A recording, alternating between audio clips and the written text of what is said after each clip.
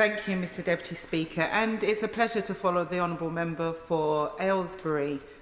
We share the same surname, and I also too was a magistrate, and he gave a very informative speech to the House, and I'd like to congratulate my honourable friend and support her bill, the member for Liverpool Wavertree.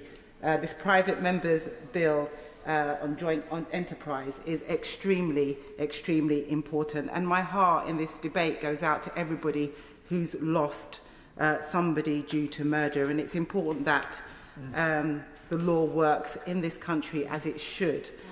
The Supreme Court said that joint enterprise has been wrongly interpreted by criminal trial judges for the past 30 years. That is a long, long time. And the campaign group, who my honourable friend has been working very closely with, the Joint Enterprise Not Guilty by Association, has been doing a lot of important work around this. And as my honourable friend said, the principle is right. But this is a piece of law that is not only open to interpretation, but it is also open to abuse. We know that the judicial system is riddled with bias, and this law, in many times, in many circumstances, makes it worse. It is nearly 4 years to the day that I stood in this chamber to raise the case of my constituent, Rashawn Davis. His only crime was being in the wrong place at the wrong time.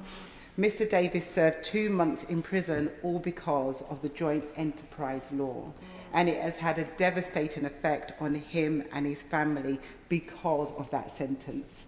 Some will say that joint enterprise law isn't all bad, and they will be right, and we've heard some of that today. It has led to some high-profile convictions, such as bringing some of the Stephen Lawrence racist murders to justice.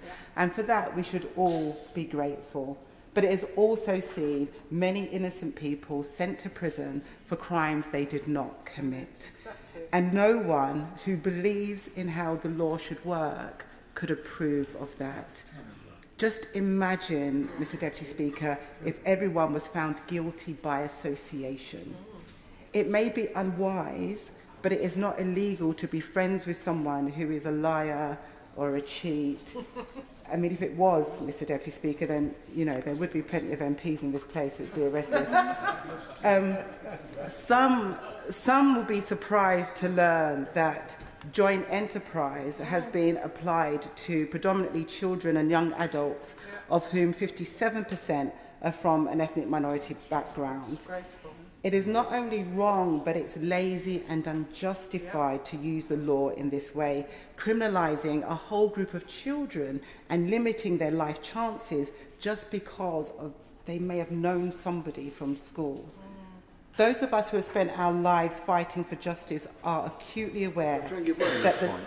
I think she's making a very strong point. Does she agree with me that there's a sort of perverse incentive on the police to be quite lazy about investigations of often serious incidents, because they know at some point in the future they can deploy the law of joint enterprise, and they don't necessarily need to get hard evidence against every single one of the people that may have been in the vicinity of a crime but not participants in it. I thank my honourable friend for that intervention. Yes, it's lazy, and that's also a target-driven rather than an informative-driven process within the justice system, and that is something that needs to change. I mean, the system penalises and has a disproportionate effect on people of colour. Those with high melanin are judged more harshly because of the colour of their skin. So if you are African Caribbean, you are 8 times more likely to get stopped and searched, 5 times more likely to die in police custody, 16 times more likely to be charged under joint enterprise than their white counterparts. It is absolutely fundamental that our legal system is fair and can be trusted by everyone. It is the cornerstone of our democracy, no matter the background or the colour of one's skin. And as a civil society, we must aim to hold criminals to account. We must invest in good policing, good laws, and good judges.